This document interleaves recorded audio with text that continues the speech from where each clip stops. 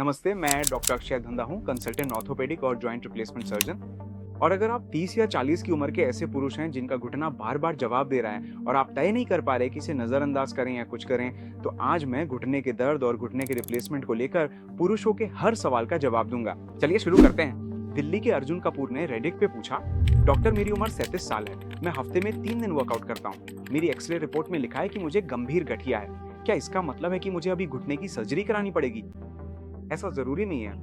भारतीय पुरुष अक्सर एक बुरी आदत में फंस जाते हैं, जिम, दर्द, इनकार, पेन किलर और ज्यादा लोड, और ये सिलसिला चलता रहता है। एक्सरे में गंभीर जैसे शब्द कार्टिलेज की कमी दिखाते हैं, लेकिन सर्जरी का समय असली जिंदगी की कार्य क्षमता से तय होता है। गठिया को इंजन में घिसे हुए बेरिंग की तरह समझिए। ये सिर्फ खुरदरापन नहीं है, ये जोड़ में ताकतों के बहाव का तरीका बदलना शुरू कर देता है। लेकिन आप सिर्फ आवाज सुनते ही इंजन नहीं बदलते ना, आप तब बदलते हैं जब समस्या सही मरम्मत के बाद भी आपकी जिंदगी में रुकावट डालने लगे।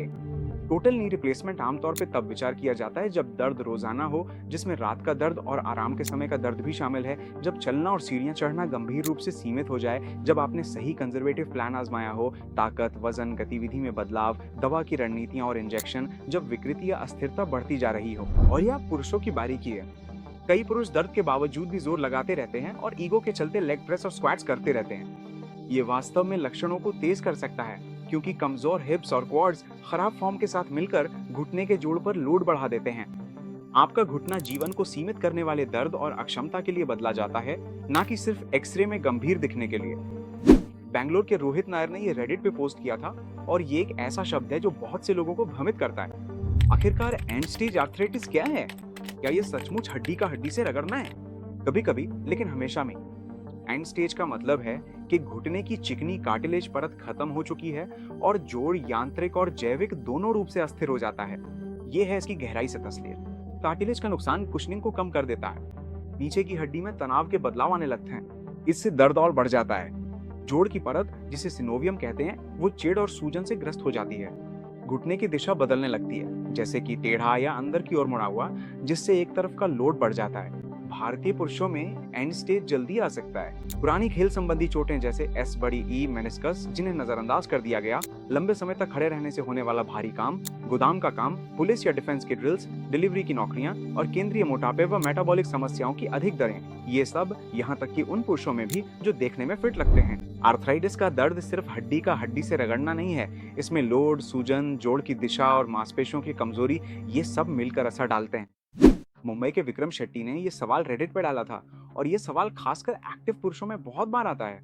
मैं 42 साल का हूँ और वीकेंड पर क्रिकेट और फुटबॉल खेलता हूँ। कम उम्र के पुरुषों को नी रिप्लेसमेंट सर्जरी क्यों करानी पड़ रही है? क्या ये 60 साल के बाद की सर्जरी नहीं है? देखिए, 50 साल से कम उम्र के ज्यादातर पुरुष जिनकी हालत गंभीर हो जाती है, उनके पास आमतौर पे कोई कहानी होती है। अक्सर चोट और समय का मेल होता है। पुरुषों में आम रास्ते: पुरानी एस बड़ी एल चोट, मेनिस्कस फट जाना, कार्टिलेज की चोट या फ्रैक्चर से होने वाला पोस्ट ट्रॉमेटिक आर्थराइटिस। जोड़ 5 से 15 साल में तेजी से घिस जाता है। गलत अलाइनमेंट, जैसे टेढ़े पैर, बोलेक्स में घुटने के अंदरूनी हिस्से पर ज्यादा दबाव पड़ता है, ठीक वैसे ही जैसे बाइक का टायर टेढ़ा हो। मेटाबॉलिक लोड, पेट की चर्बी और इंसुलिन रेजिस्टेंस से लगातार सूजन होती है, जिससे जोड़ ज्यादा संवेदनशील हो जाते हैं और रिकवरी धीमी हो जाती है। और इन्फ्लेमेटरी आर्थराइटिस, जो कम आम है लेकिन महत्वपूर्ण है। इम्यून सिस्टम से होने वाली सूजन, जो जोड़ों को जल्दी नुकसान पहुंचाती है। एक जरूरी बात, अगर आपकी उम्र 50 से कम है तो आपको ये पूछना चाहिए कि क्या टोटल नी रिप्लेसमेंट पहली और सबसे अच्छी सोल्यूशन है, या कोई ऐसा विकल्प है जिससे जोड़ को बचाया जा सके। चुने हुए पुरुषों में realignment, osteotomy, targeted rehab, bracing, वजन कम करना या यहाँ तक कि इंजेक्शन जैसी चीजें टोटल नी रिप्लेसमेंट की जरूरत को टाल सकती हैं। पुरुषों में जल्दी और गंभीर घुटनों की समस्या अक्सर चोट के कारण होती है। सबसे अच्छा समाधान इस बात पर निर्भर करता है कि आपकी जड़ समस्या है क्या है। चेन्नई के सुरेश अय्यर ने रेडिट पर यह सवाल पूछा है, और ये भ्रम बहुत आम है।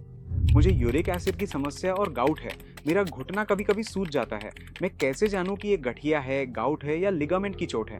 कई भारतीय पुरुषों को गलत लेबल लगा दिया जाता है। हर घुटने का दर्द गठिया मान लिया जाता है, हर सूजन को यूरिक एसिड मान लिया जाता है। जल्दी से विज्ञान समझे। गाउट क्रिस्टल से होने वाली सूजन, इसके दौरे अचानक आते हैं, घुटना गर्म, सूजा हुआ और बहुत दर्दनाक होता है, और ये जोड़ों के बीच बदल भी सकता है। ऑस्टियोआर्थराइटिस यांत्रिक क्षरण है, दर्द गतिविधि के साथ बढ़ता है, आराम के बाद अकड़न होती है और ये धीरे धीरे बढ़ता है। मेनिस्कस या लिगामेंट की चोट में मरोड़ने, लॉक होने, अटकने और अस्थिरता के साथ दर्द होता है। एक अच्छा डॉक्टर इतिहास के पैटर्न, जांच जैसे कि इफ्यूजन, जॉइंट लाइन टेंडरनेस, स्थिरता की जांच, ऑस्टियोआर्थराइटिस के लिए वेट बेयरिंग एक्सरे, सूजन के मामलों में अल्ट्रासाउंड या एस्पिरेशन से क्रिस्टल या संक्रमण की जांच और जरूरत पड़ने पर एमआरआई भी करवाता है। अपने घुटने का इलाज बिना जांच के न करवाएं। डायग्नोसिस बदलने से इलाज पूरी तरह बदल जाता है। पुणे के निखिल मेहता ने YouTube पर कमेंट किया, और स्टेरॉयड इंजेक्शन शायद इस क्षेत्र में सबसे ज्यादा गलत समझे जाते हैं। क्या स्टेरॉयड इंजेक्शन घुटने की रिप्लेसमेंट सर्जरी से बचा सकते हैं? कई भारतीय पुरुषों के लिए इंजेक्शन एक त्वरित समाधान बन जाते हैं, क्योंकि रिहैब के लिए समय निकालना असंभव सा लगता है। लेकिन इंजेक्शन कोई जादुई कार्टिलेज बनाने वाले नहीं है। स्टेरॉयड इंजेक्शन सूजन को कम करता है। इसे सबसे अच्छा तब इस्तेमाल किया जाता है जब थोड़े समय के लिए व्यायाम और फिजियोथेरेपी की सुविधा मिल सके। कुछ मामलों में जेल या हाइलुरोनिक एसिड से चिकनाई बेहतर होती है, लेकिन इसके नतीजे मिले जुले रहते हैं। प्लेटलेट रिच प्लाज्मा या पीआरपी कुछ शुरुआती से मध्यम मामलों में आशाजनक है, लेकिन परिणाम अलग अलग आते हैं क्योंकि इसकी तैयारी में एक रूपता नहीं होती। गहरी सच्चाई यह है कि आर्थराइटिस संरचना, अलाइनमेंट और गिरावट के साथ साथ जैविक यानी सूजन भी है। अगर आपके घुटने की संरचना विकृति के साथ ढह गई है तो इंजेक्शन अस्थायी रूप से दर्द कम कर सकते हैं, लेकिन वे यांत्रिकी को बहाल नहीं कर सकते। और पुरुषों की खासियत यह है कि कई पुरुष इंजेक्शन लेने के तुरंत बाद भारी स्क्वाट्स, लंबी साइकिलिंग या टर्फ स्पोर्ट्स करने लगते हैं। इससे इंजेक्शन का फायदा बेकार चला जाता है और घुटने में फिर से सूजन आ जाती है। इंजेक्शन हमें खरीद सकते हैं, लेकिन ये सुनिश्चित करें कि आप सही तरीके से रिहैब करें। रिहैब के बिना इंजेक्शन महंगा टाल मटोल बन जाता है।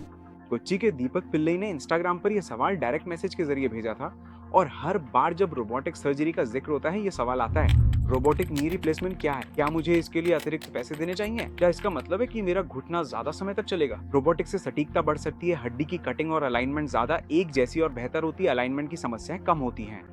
यही इसका असली फायदा है। लेकिन लंबे समय तक आराम सिर्फ सटीकता पर निर्भर नहीं करता। ये लिगामेंट बैलेंस, संक्रमण से बचाव और दर्द नियंत्रण पर भी निर्भर करता है। इसी से जल्दी मूवमेंट, रिहैब की गुणवत्ता और आपका वजन, ताकत, एक्टिविटी पैटर्न और उम्मीदें तय होती हैं। पुरुष अक्सर इसे बेहतर कार वेरिएंट खरीदने जैसा मानते हैं। टॉप मॉडल मतलब सबसे अच्छा नतीजा।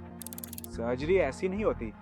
इसका इंजन आपकी मसल्स, आपका मेटाबॉलिज्म और आपकी रिहैब पर टिके रहना है। तो अपने सर्जन से समझदारी से पूछने वाला सवाल है, आप हर महीने कितनी टोटल नी रिप्लेसमेंट सर्जरी करते हैं?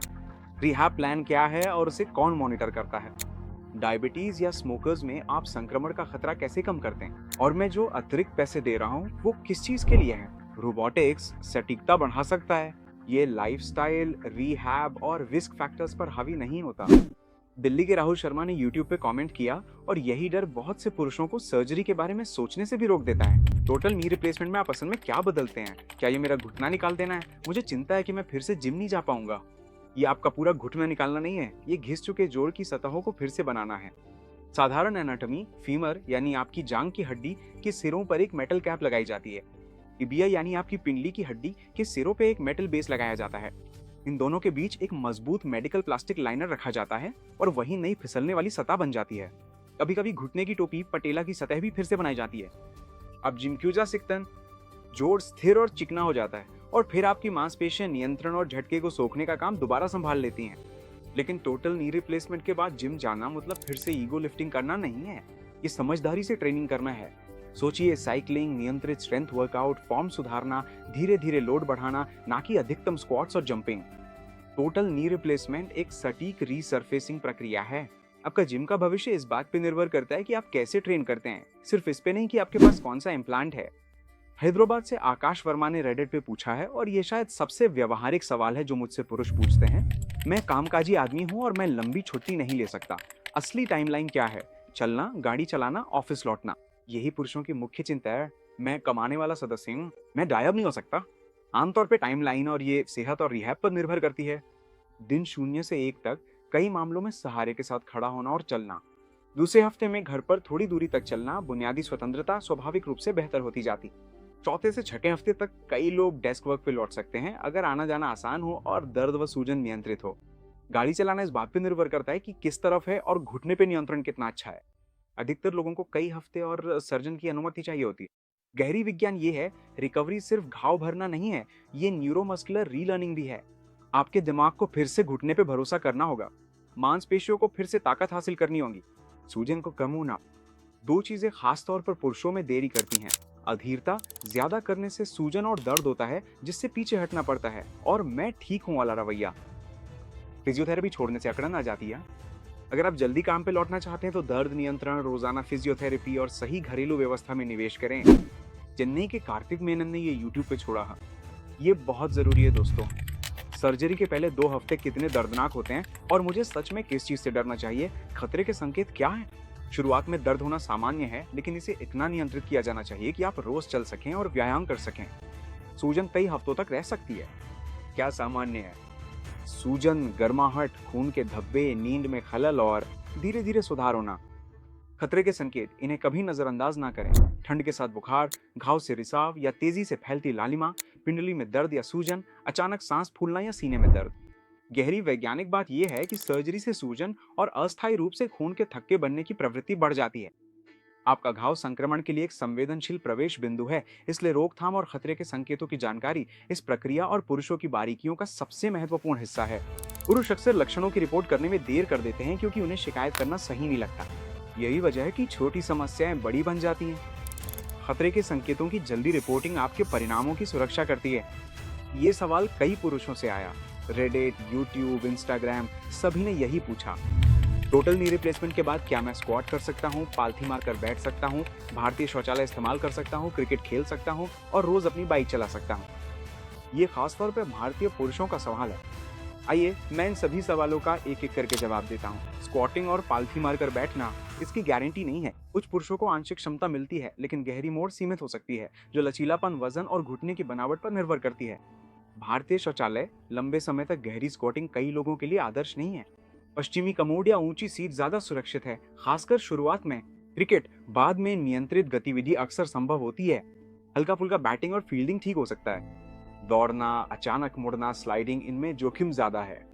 बाइक चलाना संभव है, लेकिन लंबी सवारी से शुरुआती सूजन बढ़ सकती है। धीरे धीरे वापसी करें। सूजन और ताकत पर नियंत्रण जरूरी है, हाँ, लेकिन जोड़ों की समझदारी के साथ। साइकिलिंग, नियंत्रित पैर की ताकत, कूल्हे की मजबूती, बिना अहंकार के वजन उठाना, बार बार झटके और कूदने से बचें। यहाँ गहराई से समझने वाली बात है। टोटल नी रिप्लेसमेंट इस तरह डिजाइन किया गया है कि आप चल सके, सीढ़ियां चढ़ सके, रोजमर्रा की आजादी, यात्रा और कामकाजी जीवन जी सके। लेकिन अगर आप ज्यादा मोड़ भी कर पाते हैं तो इसे बोनस समझें, वादा नहीं। पुरुष अक्सर सफलता को इस तरह आंकते हैं, क्या मैं वही कर सकता हूँ जो 25 साल की उम्र में करता था? एक बेहतर सफलता का पैमाना है, क्या मैं अगले 15 साल तक बिना दर्द के और सुरक्षित रूप से सक्रिय रह सकता हूँ? लक्ष्य रखें कि घुटना कार्यक्षम और टिकाऊ रहे। अपनी जीवन शैली को समझदारी से ढालें। तो अगर आप 20 से 40 की उम्र के पुरुष हैं, तो आपके घुटने की समस्या अक्सर चोट, अलाइनमेंट और लोड से जुड़ी होती है। शॉर्टकट्स के पीछे मत भागें। ताकत बढ़ाएं, मैकेनिक्स सुधारें, वजन नियंत्रित करें, डायबिटीज पर काबू रखें, तंबाकू छोड़ें। और अगर आपको सर्जरी की जरूरत पड़े तो यही कदम तय करेंगे कि आपका परिणाम कितना अच्छा होगा। अगर आप ये तय नहीं कर पा रहे हैं कि आपके घुटने के दर्द की जांच करानी चाहिए, दूसरी राय लेनी चाहिए या सर्जरी पर बात करनी चाहिए, तो आप रैक्टो पर किसी प्रमाणित ऑर्थोपेडिक सर्जन से व्यक्तिगत सलाह ले सकते हैं। वे आपकी मदद करेंगे ये समझने में कि आप वास्तव में किस स्थिति में हैं। अगर ये जानकारी आपके काम आई हो तो उसे उस दोस्त के साथ जरूर साझा करें जो वर्कआउट के दौरान लंगड़ाता है और सबको बताता है कि वो बिल्कुल ठीक है। और अगर आप उपयोगी सलाह और वाकई मायने रखने वाली चीजों से अपडेट रहना चाहते हैं तो आज ही सब्सक्राइब करें और बेल आइकन दबाएं। धन्यवाद।